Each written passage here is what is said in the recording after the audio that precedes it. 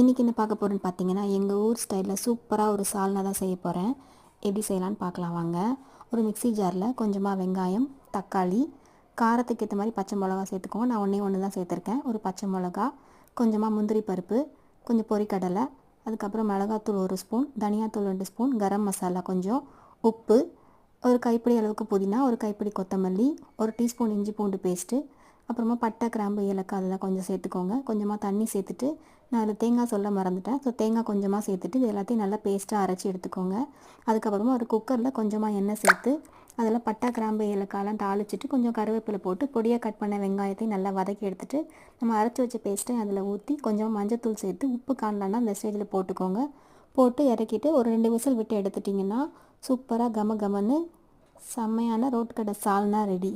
இது நீங்கள் பரோட்டாவுக்கு சாப்பிட்லாம், சப்பாத்தி, இட்லி, தோசைக்கெலாம் அட்டகாசமாக இருக்கும். செஞ்சு பாருங்கள்.